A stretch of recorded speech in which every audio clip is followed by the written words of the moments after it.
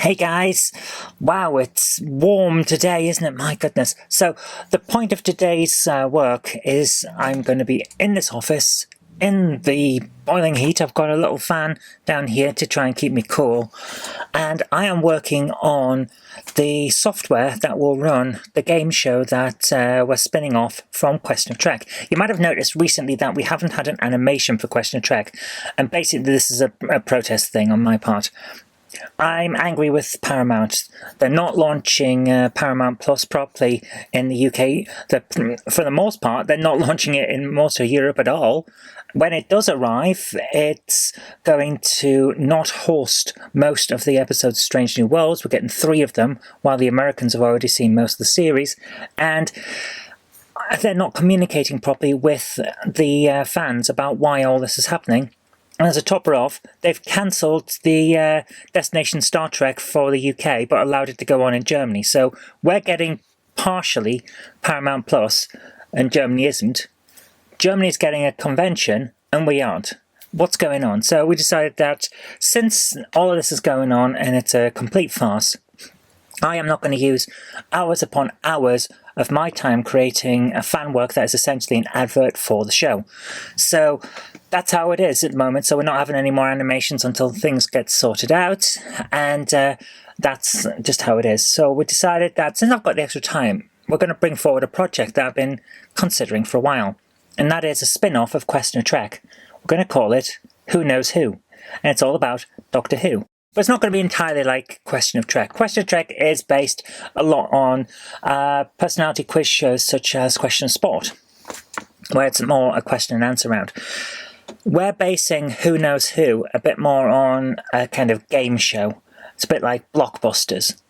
In fact, when you see the grid on Who Knows Who, you're going to understand what I'm talking about. And it's going to be more question and answer like that. There's going to be different rounds. One of them's like a reverse hangman round, which I've put together, where you have to try and build the outside the TARDIS by answering questions. Then you get a bit of the TARDIS and you build it. Stuff like that. It's going to be fun. It's got a lot of hard work ahead of it, though, before we can start, which is why I'm trying to write the code to run these things. So I want to be able to put the question on screen, have a possibility of it being answered correctly or incorrectly. If it's correct, then the team gets their dot on the grid, and then you've got to try and build a line. It's very much like Connect 4 in that way. If you've seen Blockbusters, you know what I'm talking about. It's that kind of thing. And I need software to run that. I can't just be there on the night just moving blocks around. I mean, if needs be and we end up not being able to do this, then that's what I'll do. But I think we can do it some other way. So that's what I'm doing. And it's going to take all day, because I could have had this done in a matter of hours if I was using an 8-bit system. It's a very simple idea, very, very simple. In fact, I may end up coding it so we have a retro feel in that way, but I don't want to. I want to be able to incorporate the image round, and especially, it's a popular thing on Question of Trek. What we call the pixelated Riker. Here is a pixelated image. Who is it? What is it? Is it a ship? Is it a person? Is it a piece of technology? Is it an alien? That kind of thing. So we have that round, and everyone loves it. So I've incorporated that into Who Knows Who. And as a result, I want to be able to show that without having to faff about switching between things.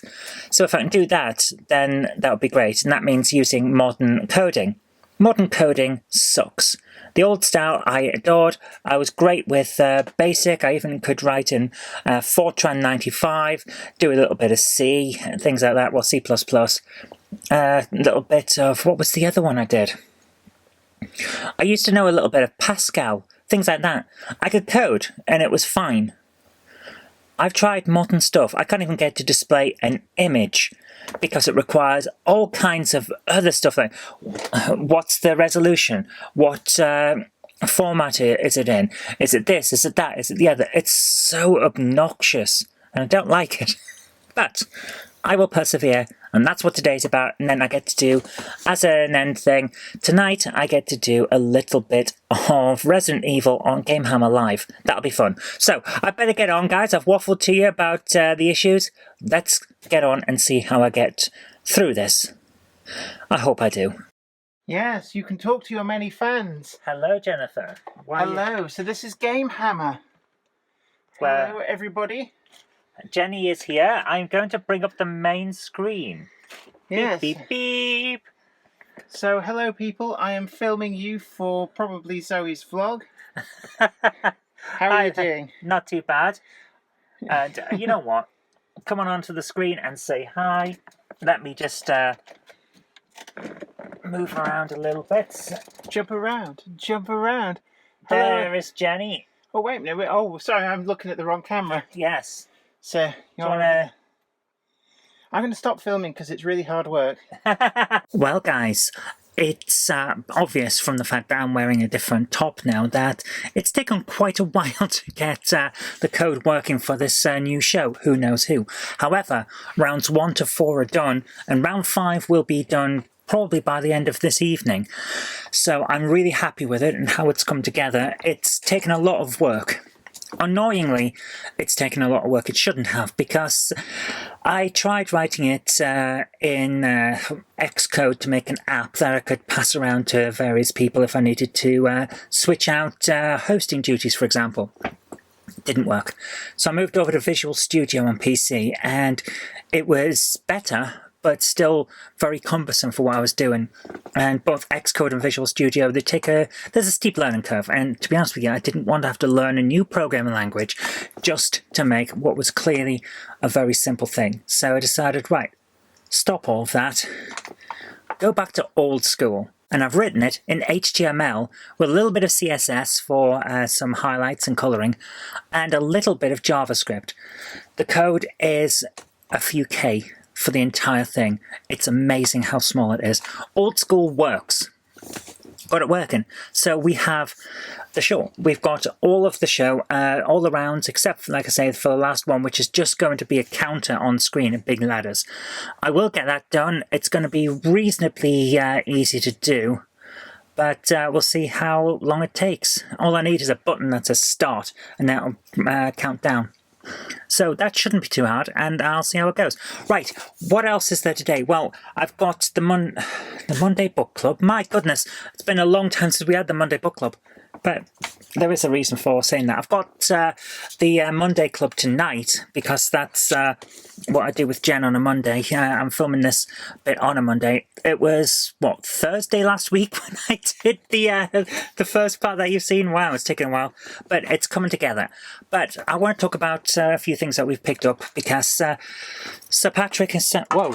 What was that? Free 64 collector's gold card of a Commodore 64. So Sir Patrick has sent Free 64 issue 1, I think it is. Yes, issue 1, August 2016. So it's been going a while. I have not read this before, but he sent this over. And now that I've got the code done, I can actually have a read of it. So this will turn up in a segment that I'm going to add to the vlog called What Did I Just Read? And that is going to be like a small opinions thing on anything I've read, like a spin-off from the Monday Book Club, which is why it was in my head. I'm probably going to still do Monday Book Club every now and again if there's something that justifies or warrants me doing a proper full-length review of it. But for the most part, it'll be, this is what I've got my thoughts about X, Y, and Z, and we'll be doing Free 64, a fanzine about the Commodore 64. I was never a big Commodore 64 fan as a kid. I didn't grow up with it. I only knew 2 people who had one. One of them was a cousin that I didn't see an awful lot, and the other one was a friend of my father's son who I only saw once or twice every now and again. So I never really had the relationship with the Commodore 64 that I had with, say, the Amstrad CPC. Whoa! Looks like my office light is going, like I had with my Amstrad CPC, which I had growing up, or the ZX Spectrum, which my cousin that lived down the street and who I hung out with a lot had. So it's not the same. So I'm going to be very much an outsider's perspective on that, and I'll give you my thoughts in probably tomorrow's vlog when I've had a chance to read that. Meanwhile, Jen, because I've been working so hard for a load of projects for her as well as myself, has picked up this and given it to me as a nice gift. Naruto Shippuden Ultimate Ninja 4, which means we've got all of the Naruto games for PlayStation 2 now. Really nice condition slipcase. Really nice condition game. And everything's here. Very nice. So I'm going to look forward to giving that a try, and we'll see how it goes. And also, as a final thing, finally picked up the working power supply for this. So the Wii U even is now working. The Like I thought in the pickups video I did for Game Hammer, I thought the reason the Wii U isn't outputting anything and doesn't seem to be working is because I need to set it up with this. Turns out it is. Went into this, clicked on settings, switched it from HDMI output to composite, and it went onto the screen. So very happy with that. And also, I mentioned on Game Hammer Live, the live stream last week, that the monitor wasn't outputting anymore. Managed to find out what happened there. For some reason, its processor had crashed. So anything coming in on the composites, which was basically everything for gaming, it had crashed and wasn't reading it. So I managed to do a force reset on that, and now everything's working again. So I am really happy. Everything's coming together. Looks like we're moving forward with all the projects. Hopefully I can get a test of this new Who Knows Who game show on Friday. If I can get people together for that, I think I can. And we'll see how we go from there. Okay, that's all I've got for you today. It's a bit of a what have we been doing thing, but I think you'll agree that it's a lot of good progress. So the shows that we've been planning are coming, and now I better get back to work because I've still got Game Hammer the movie to write and the next episode of Game Hammer the show. See you later, guys. Take care. See you tomorrow. If you like the show, please consider supporting me on Patreon. It really does help create future videos. That's patreon.com/Zoe Kirk-Robinson. And I've got an extra special thanks going out to Chief89, Sam Yates, Retro Mickey82, Mo Henry, and George Botterini. Thank you so much, guys.